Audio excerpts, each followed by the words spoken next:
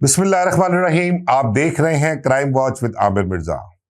दोस्तों, पंजाब की तारीख में मलंगी नाम के दो किरदार गुजरे हैं। एक किरदार आज भी मसीहा के तौर पर जाना जाता है और दूसरा किरदार जो शैतान के रूप में सामने आया। थे दोनों ही डाकू। एक जो मसीहा था वो लूटता था नवाबों को, वडेरों को, जागीरदारों को। दूसरा जो था वो लूटता था गरीबों को, यतीमों को, मजबूरों को, बल्कि वो तो इज्जतों का लुटेरा था। डकैती के दौरान रेप करना उसका मामूल था। एक की मौत की वजह बने उस दौर के नवाब, वडेरे, जागीरदार, और दूसरे की मौत की वजह बने उसके हाथों बर्बाद हुई लड़कियां, जिनकी इज्जतें लूटी, जिन लोगों को वो लूटता था उनकी आहें, सिसकियां और बद्दुआएं।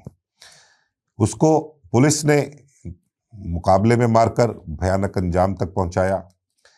आपसे इन दोनों किरदारों के बारे में आज बात करेंगे, लेकिन उससे पहले एक चीज़ और मैं आपको बताऊं कि मेरे बड़े भाइयों की तरह है, मेरे उस्तादों में शुमार होता है उनका नईम मुस्तफ़ा साहब। मैं मलंगी के हवाले से उनका पॉडकास्ट सुन रहा था। उसमें उन्होंने कहा था कि मलंगी नहीं, मैं पुलिस मुकाबलों के हवाले से, जाली पुलिस मुकाबलों के हवाले से, कि मैं बदतरीन मुखालिफ हूँ। लेकिन मैं एक पुलिस मुकाबले का आपके साथ तज़किरा भी करूँगा, उसका थोड़ा सा पोर्शन आपको बताऊँगा, और उस पुलिस मुकाबले के बाद नईम मुस्तफ़ा साहब का क्या किरदार था। बड़ा पॉजिटिव किरदार था और वो भी मैं आपके साथ डिस्कस करूँगा। तो बात करते हैं मलंगी के किरदार की। दोस्तों, मैं अंग्रेज़ों के दौर की बात कर रहा हूँ। निज़ाम लोहार, जबरू और दुल्ला भट्टी जैसे लोग जो माजी में गुजरे हैं, वहीं पर एक किरदार मलंगी का था। मलंगी जिसका ताल्लुक चूनिया के एक गांव लाखों से था, वहाँ पर वो रहता था। बचपन में ही उसके वालिद का इंतकाल हो गया। वालिद के इंतकाल के बाद जो उस गांव के वडेरे थे, ज़मींदार थे, उन्होंने इसकी जगह पर जो इनकी ज़मीन थी उस पर कब्ज़ा कर लिया। वालदा बेचारगी के आलम में, तंगदस्ती के आलम में दर बदर की ठोकरें खाती रही। उसने अपनी सर्वाइवल के लिए उस दौर में एक सिख से शादी कर ली। मलंगी था मुसलमान, लेकिन परवरिश उसकी सिख घराने में हुई थी। जो जो ये जवान होता रहा, मामलात सारे इसके सामने देखता रहा। लोगों के, ज़मींदारों के, नवाबों के जुल्म, अंग्रेज़ों के साथ मिलकर उनके पिट्ठू बनकर किस तरह से वो अपनी रियाया पर जुल्म करते थे, उनकी ज़मीनों पर कब्ज़ा करना, उनसे जबरी मुशक्क़तें करवानी, जितने की भी गलत काम थे वो अपना उस दौर के नवाबों, वडेरों और जागीरदारों में थे। वो सब इसके सामने थे। मलंगी जब जवान होता है तो जवानी में उसने क्या किया कि एक जहन बनाया कि उसने अपने जो आबाई ज़मीन थी, ज़मींदारों ने जो उससे कब्ज़ा कर रखा था, उसको छुड़वाना है। फिर आपको बताऊं कि उसको उस दौर में जवानी में एक लड़की से इश्क हो गया।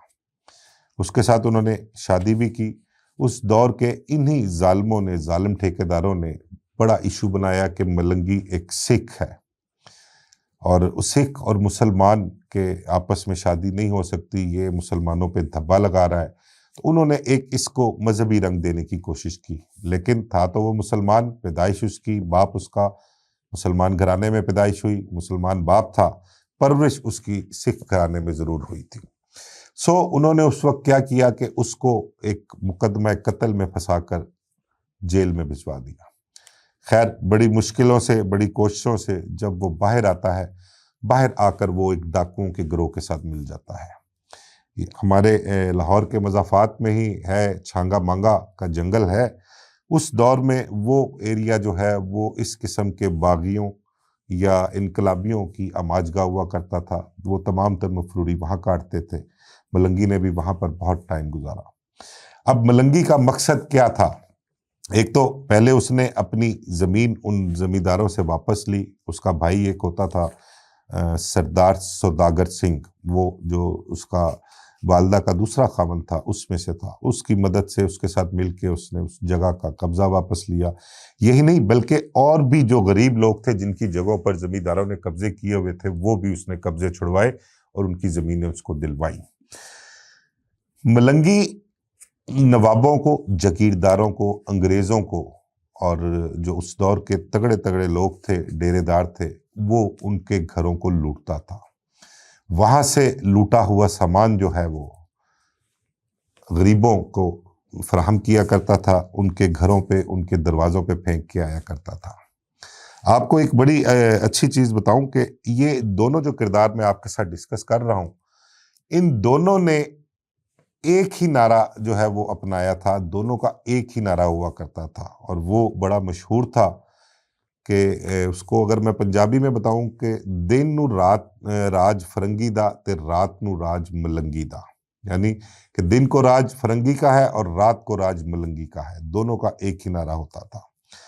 اور لوگ اس ملنگی کو، اس دور کے ملنگی کو بڑا اپنا مسیحا سمجھتے تھے، ان کے مسائل، ان کی پریشانیاں، یہاں تک کہ اگر کوئی وڈ وڈیرا جو ہوتا تھا، نواب ہوتے تھے، جاگیردار، وہ کسی کے ساتھ زیادتی کرتے تھے تو یہ ان کا بدلہ بھی ان سے لیا کرتا تھا۔ ان کا کہہ لیں کہ رہنما یا ان کا انقلابی ملنگی ہوا کرتا تھا۔ اس نے اپنی زندگی اسی طرح گزاری، مفروری میں، بیلے میں، چھانگا منگا کے جنگلوں میں گزاری اس نے، لیکن وہ غریبوں کا مسیحا تھا، لوگوں کے کام آیا کرتا تھا، کسی کے ساتھ زیادتی نہیں کرتا تھا۔ اس کا جو مقصد تھا وہ ایک علیحدہ ہی طبقہ تھا، وہ جو لوگ انگریزوں کے پٹھو تھے، جو انگریزوں کے کہنے پر یا انگریزوں کے جو اپنا کہہ لیں کہ بہت زیادہ انگریز ان کو نوازا کرتے تھے اس دور میں، اور ان کی حکمرانی ہوا کرتی تھی، اور اس کی مقصد اس کا صرف ان کے خلاف آواز اٹھانا، ان کے خلاف لڑنا، ان کو لوٹنا، اور ان سے لوٹا ہوا سامان، جو بھی پیسہ، زیورات، جو بھی چیزیں ہوا کرتی تھیں، وہ غریبوں میں تقسیم کرنا ہوا کرتا تھا۔ یہ ایک ایسا کردار ہے، لیکن اس دور کے بھی جاگیرداروں سے، نوابوں سے یہ چیز ہضم نہیں ہوتی تھی۔ انہوں نے اس کے ایک دوست کو مینج کر کے اس کی مخبری پر اس کو پکڑوایا، اس پر قتلوں کے مقدمات درج کروائے، اور بالآخر اس کو مروا دیا۔ یہ تھا کردار وہ جسے لوگ آج بھی مسیحا کے طور پر جانتے ہیں۔ ایک کردار کچھ عرصہ پہلے میں آپ کو بتاؤں کہ لاہور میں ایک گزرا ہے، اس کا نام جاوید ملنگی تھا۔ جاوید ملنگی پشاور کا رہنے والا تھا، روزگار کی غرض سے لاہور آیا۔ لاہور کے علاقے شادرہ میں اپنی ایک رشتہ دار خاتون تاج بی بی کے گھر اس نے رہائش اختیار کی، اور اسی علاقے میں اس نے ایک ریڑھی لگا کر بچوں کے کھانے پینے کی چیزیں جو ہیں وہ وہاں پر فروخت کرنا شروع کر دی۔ وہ آیا جب تھا، ایک لمبا چوڑا خوبصورت اور مضبوط نوجوان تھا، اس کا قد کوئی 6.25 فٹ کے قریب تھا، اور لیکن ذہن میں اس کے گندگی بھری ہوئی تھی۔ جب وہ یہاں پر آیا اور اس نے محنت مزدوری کی، ریڑھی لگائی، تو اس دوران وہاں پر جو چھوٹی بچیاں آیا کرتی تھیں وہ ان پر گندی نظر رکھا کرتا تھا، ان پر ہاتھ پھیرتا تھا۔ اس بات کا علم جب اس کی رشتہ دار خاتون تاج بی بی کو ہوا اور اس نے بھانپا معاملات کو، اس نے اس کی اچھی خاصی بے عزتی بھی کی اور اس کو یہاں سے نکل جانے کے لیے کہا، جس پر ملنگی نے جواباً اس کی خاتون کی بے عزتی کی، اس کو گالیاں نکالی، برا بھلا کہا، اور خود یہاں سے نکل کر چنگی امر سدو کانا کے علاقے میں چلا گیا۔ وہاں پر ایک فیکٹری میں جا کے وہ سیکورٹی گارڈ بھرتی ہو گیا۔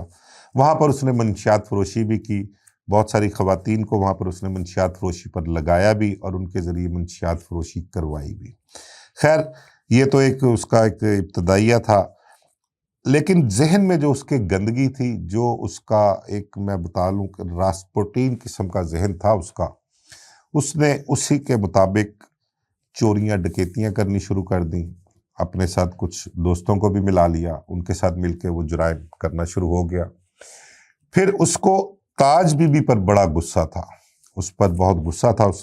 اس نے اپنے ایک دوست کے ذریعے تاج بی بی کو بلواتا ہے گھر سے کہ اس کے گھر کوئی اس کی بیوی کو ڈیلیوری کا مسئلہ ہے، گھر میں کوئی خاتون نہیں ہے تو اس کی مدد کر دیں۔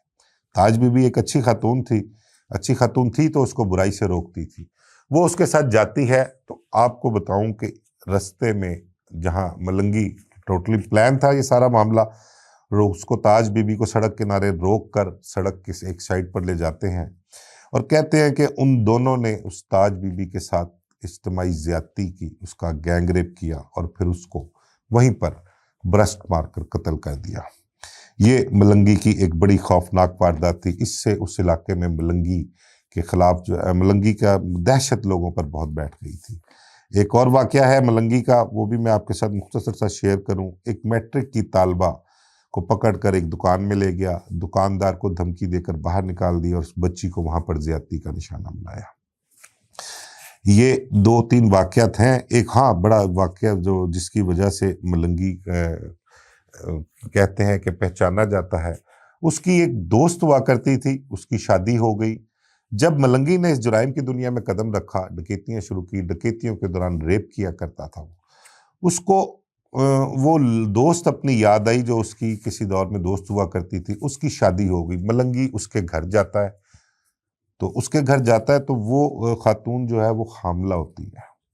اب اس خاتون کے ساتھ وہ گن پوائنٹ پر زیادتی کرتا ہے، اس کا ریپ کرتا ہے، اور اس گھنونے عمل کے دوران ہی اس خاتون کی ڈیتھ واقع ہو جاتی ہے، وہ مر جاتی ہے.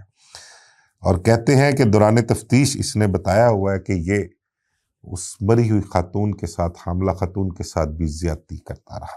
بہت گندا کردار رہا ہے، بہت گھنونا کردار رہا ہے ہمارے معاشرے کا. یہ جاوید ملنگی جہاں کہیں بھی ڈکیتی کرتا تھا وہاں پر کسی نہ کسی خاتون کے ساتھ، لڑکی کے ساتھ، بچی کے ساتھ زیادتی ضرور کیا کرتا تھا. کوئی 50 کے قریب ایسے مقدمات ہیں جو اس کے خلاف درج ہیں، اور بے شمار مقدمات ایسے ہیں جو لوگوں نے درج ہی نہیں کروائے تھے. اپنی عزت کی وجہ سے خاموش رہے. ڈکیتی کی اطلاع دے دی پولیس کو، لیکن زیادتی کی اطلاع نہیں کی، اس کی FIR نہیں کروائی. ملنگی کا آپ کو میں بتاؤں کہ اس کی شادی شاد باغ کے علاقے میں ایک کوئی آسیہ نامی خاتون تھی، اس کے ساتھ ہوئی تھی. اس کا سسرال وہاں پر تھا. شاد باغ اور شادرہ کے درمیان جتنا ایریا تھا وہاں پر اس نے اپنی جو جرم کی داستان تھی، اپنا جو گھنونا جرم تھا، اس کی تاریخ رقم کر رکھی تھی. لوگوں میں اس قدر خوف تھا کہ لوگوں نے اپنے گھروں سے بچیاں اپنے رشتہ داروں کے گھروں میں منتقل کر دی تھی. ان کو ڈر خوف ہوتا تھا کہ اگر ملنگی آ گیا تو ان کی بچی کی عزت محفوظ نہیں رہے گی. وہ اس قدر گندا گھنونا کردار تھا. پولیس کے لیے چیلنج بن گیا ہوا تھا. بہت ساری میٹنگیں ہوئیں افسران نے، وزیر اعلیٰ نے، اور جو ذمہ دار تھے اس چیز کے، جن کی یہ ذمہ داری بنتی تھی اس کا باب بند کرنے کے لیے جاوید ملنگی کا، انہوں نے میٹنگیں بھی کی، مختلف افسران کو اس کا ذمہ بھی لگایا. لیکن میں آپ کو بتاؤں کہ اس دور میں ایک کردار جس کا ہمیں احسان مند بھی ہونا چاہیے، اور خاص کر ان خاندانوں کا جس سے جاوید ملنگی سے جس نے ان کی جان چھڑوائی اور جاوید ملنگی کو اس کے کافر کردار تک پہنچایا، اس کا نام عابد حسین باکسر ہے. یہ میں بہت سے سوشل میڈیا پر بھی میں نے دیکھے ہیں پروگرام جاوید ملنگی کے حوالے سے سنے ہیں. یہ میرے خیال میں نا یہ ساری کہانیاں ہیں کہ وہ CM نے بلایا، SSP نے بلایا، یہ کیا وہ کیا. لیکن میں آپ کو بالکل میری علم میں جو چیزیں ہیں اور جو میرے سامنے ہوئی ہیں چیزیں، میں اس کے لیے آپ کو بتاؤں کہ یہ جاوید ملنگی کا جو کردار ہے، اس کا جو باب بند کیا گیا ہے، اس کا تمام تر کریڈٹ صرف عابد باکسر کو جاتا ہے. یہ اس کی اپنی اس نے انیشیٹ لیا تھا. حالانکہ یہ عابد حسین باکسر نے جب ملنگی کا مقابلہ کیا، اس کی والدہ ڈیتھ بیڈ پر تھی، لیکن اس کو کیونکہ اس کی ملنگی کی انفارمیشن ملی ہوئی تھی اور وہ مستقل اس پر کام کر رہا تھا، اور آخر اس نے اس کو منطقی انجام تک پہنچایا. ایک چھوٹا سا آپ کو واقعہ شیئر کروں میں کہ میں اور وہ میرا ایک دوست عارف حسین اکٹھے کرائم رپورٹنگ، ہم خبریں میں اکٹھے ہوا کرتے تھے. تو ہم SSP حاجی حبیب الرحمان کے آفس سے باہر نکلے ہیں، تو آگے عابد حسین باکسر، مجھے یاد ہے بڑی اچھی طرح، وردی پہنی ہوئی، وردی پرانی ہوا کرتی تھی، خاکی پینٹ اور وہ ملیشیا کی جو اوپر شرٹ ہوتی تھی وہ وردی تھی، بالکل فٹ تیار شیار ہو کے وہاں پر آیا. سلور کلر کی جیپ، پجارو جیپ تھی، وہ اس پر آیا. ساتھ گن مین اس کے جو ہوتے ہیں علمدار اعجاز وغیرہ ہوا کرتے تھے.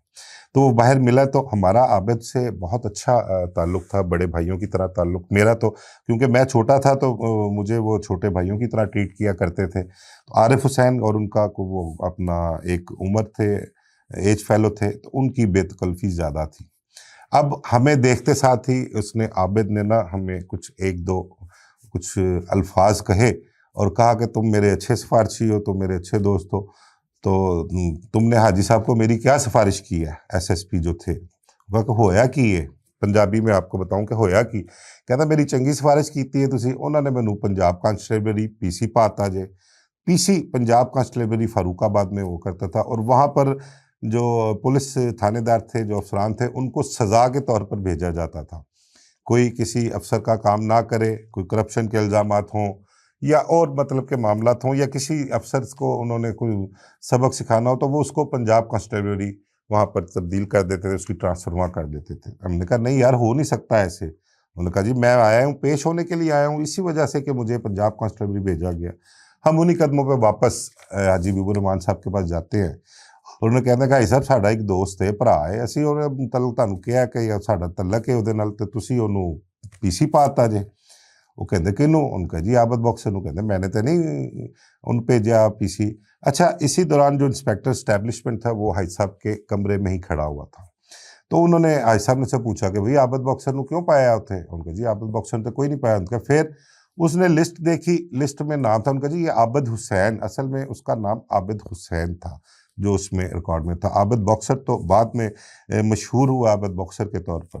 تو انہوں نے کہا جی کہ کی کرنا کی ہے؟ ان کا جی انہوں کدھر پوسٹنگ دے انہوں۔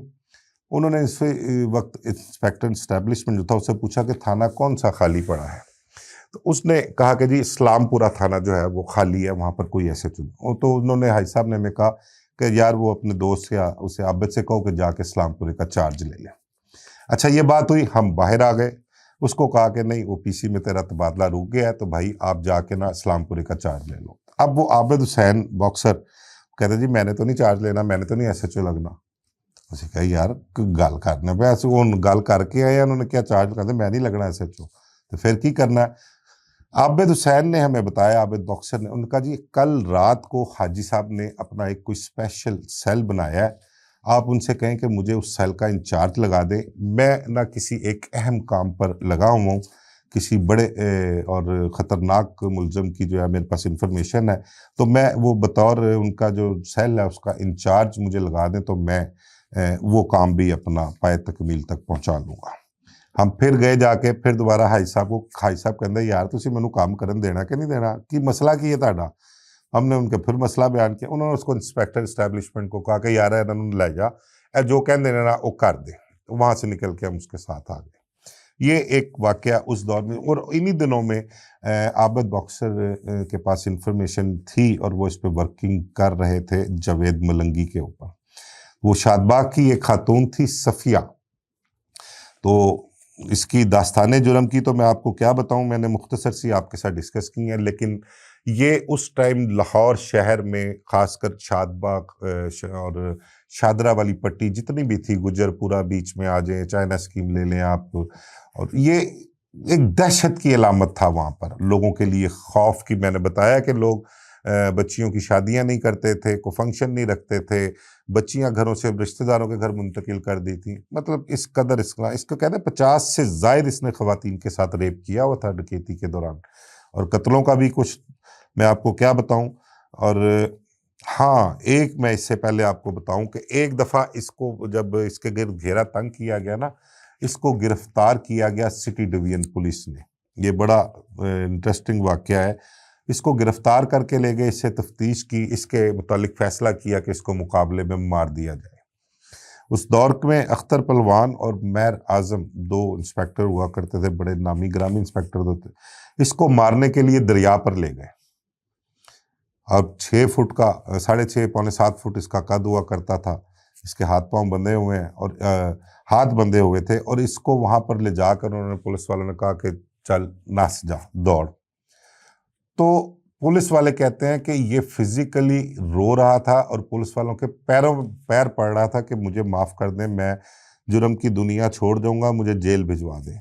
تو یہ اس کے وہاں پر حالات تھے، لیکن پولیس والوں نے کیونکہ فیصلہ کیا ہوا تھا، اس کے جرائم ایسے تھے کہ اس کی معافی نہیں تھی، انہوں نے اس کو دھکیلا اور کہا کہ ناس بھاگ گیا۔ لے ایسا ہوا کہ یہ اٹھا، پولیس والے اس کو کلاشنیں پکڑی ہیں اور دھمکا رہے ہیں کہ بھاگ، تو ہوا کیا کہ ملنگی بھاگ گیا۔ پولیس والے اس کے پیچھے پیچھے، ملنگی آگے آگے، ملنگی ان کے ہاتھ نہیں آیا، ملنگی وہاں سے نکل گیا۔ ملنگی کے بھاگنے کے بعد پولیس والوں کے پاس تو اب سمجھ کچھ نہیں آ رہی تھی کہ ہوا کیا ہے۔ بڑی لے دے ہوئی پولیس افسران کی، جو ان کے اعلیٰ افسران تھے، انہوں نے کہا کہ یہ تم نے کیا کیا ہے۔ خیر دوبارہ سے ملنگی کے گرد گھیرا تنگ کرنا شروع ہوا۔ عابد حسین باکسر کے ذمے یہ کام لگا، اس کے پاس انفارمیشن تھی، اور اس نے کو 15-16 دن جو ہیں وہاں پر شاد باغ کے علاقے میں گزارے۔ صفیہ نامی خاتون جس کا تعلق ملنگی کی ساس گڈو پٹھانی تھی اس کے ساتھ تھا، لیکن ملنگی نے اس صفیہ نامی خاتون سے اپنے تعلقات بنائے ہوئے تھے، یہ اس کے گھر آیا جایا کرتا تھا۔ عابد باکسر کا اس سے خاتون سے رابطہ ہوتا ہے، وہ اس سے ملاقات کرتے ہیں۔ پہلے تو وہ خاتون صفیہ جو ہے اس کو بہت لائٹ لیتی ہے، اور وہ عابد حسین باکسر اس کے جو ساتھ گن مین تھے ان کو دیکھ کے کہتی ہے کہ تمہارے بس کی بات نہیں ہے، میں نہیں سمجھتی کہ اس کو تم پکڑ لو گے، گرفتار کر لو گے۔ عابد وہاں سے چلا جاتا ہے، لیکن اپنا موبائل نمبر اس خاتون کو دے دیتا ہے۔ ابھی بقول عابد کے کہ وہ ایس پی سٹی کے پاس جا رہے ہوتے ہیں، تو رستے میں ہی اس خاتون کا فون آتا ہے، اور وہ خاتون کہتی ہے کہ تہاڈا نا عابد باکسر ہے؟ ان کا جی آہو، اچھا تسی تے مینوں عابد حسین دسیا سی، مینوں نہیں پتا سی کہ تسی عابد باکسر ہو، تے تسی واپس آؤ، میں تانوں ملنا ہے۔ وہ پھر وہاں پر واپس جاتے ہیں، پھر اس کے ساتھ معاملہ طے کرتے ہیں۔ صفیہ بی بی اس کو عابد حسین باکسر کو ساری ڈیٹیل ملنگی کے بارے میں بتاتی ہے، اور کہتی ہے کہ میری ایک شرط ہے کہ ملنگی کو جب آپ پکڑیں گے تو اس کو مار دیں گے، اس کو زندہ نہیں چھوڑنا۔ انہوں نے کہا جی کیا وجہ کیا ہے؟ وجہ اس نے بتائی کہ میری بیٹی 11-12 سال عمر ہے اس کی اس پر گندی نظر ہے، وہ اس کے ساتھ بھی غلط کام کرنا چاہ رہا ہے۔ میں نے اپنی بیٹی کو کسی رشتہ داروں کے گھر بھیجا ہوا ہے، لیکن میں یہ گوارا نہیں کروں گی کہ میری بیٹی کے ساتھ یہ جو شخص ہے، درندہ صرف شخص، یہ اس کا ریپ کرے، اس کے ساتھ زیادتی کرے، یا کہتا تھا کہ جی میں اس سے شادی کر لوں گا تمہاری بیٹی سے، یہ بھی اس کا موقف تھا۔ عابد باکسر نے اس سے کہا کہ تمہیں یہ کس طرح سے شعور ہے کہ ملنگی تمہارے پاس آئے گا، تمہیں ملنے آئے گا؟ وہ عابد باکسر کو بتاتی ہیں کہ میرے پاس ملنگی کی 2 کلاشن کوفیں اور گولیاں پڑی ہیں، وہ لینے اس نے آنے ہی آنا ہے، وہ آج آ جائے، کل آ جائے، 4 دن بعد آ جائے، اس کا میں کچھ نہیں کہہ سکتی، آتا وہ اپنی مرضی سے ہے۔ ایک telephone P T C L اس کے گھر کے سامنے ایک گھر میں لگا ہوا تھا، اس گھر میں اس کا فون آیا کرتا تھا ملنگی کا، اور وہ صفیہ اس گھر میں جا کر اس کا فون سنتی تھی۔ عابد باکسر نے اس گھر کے لوگوں کو بھی مینج کیا، اور اس گھر میں ہی وہاں پر 15 سے 16 دن گزارے، اور جہاں پر ملنگی کا فون آیا کرتا تھا، ملنگی کا فون آتا، عابد حسین باکسر کی موجودگی میں وہ فون سنتی، اور اس دوران زمانے میں آپ کو بتاؤں کہ وہ سپیکر والے فون بہت کم ہوتے تھے، عابد باکسر نے ہی وہاں پر فون ارینج کر کے وہ سپیکر والا فون لگوایا، اور وہ سپیکر آن کر کے ملنگی سے بات کیا کرتی تھی۔ کئی دن ملنگی اس کو روز کہتا کہ میں آ جاؤں گا، میں آ جاؤں گا، آج آؤں گا، لیکن وہ آتا نہیں تھا۔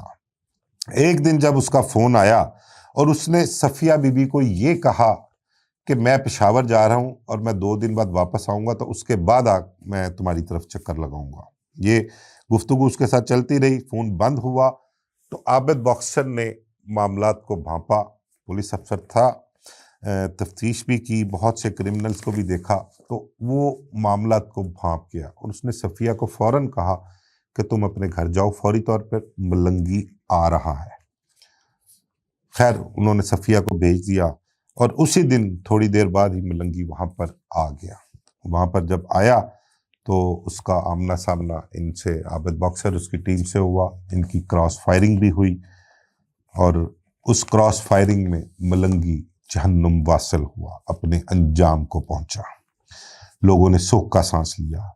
اس پولیس مقابلے کے بعد بھی بہت سی باتیں ہوئیں، کافی سوال اٹھائے کہ بھئی ملنگی کو صفیہ نے نشہ آور چیز دے کر بے ہوش کیا، اور بے ہوشی کے عالم میں اس کو گرفتار کیا گیا۔ جب گرفتار کیا گیا، اس کے پیروں میں کلیشن رکھی ہوئی تھی، وہ پہلے کلیشن قابو کی، پھر اس کو قابو کر کے گرفتار کیا، اور بعد میں اس کو مارا گیا۔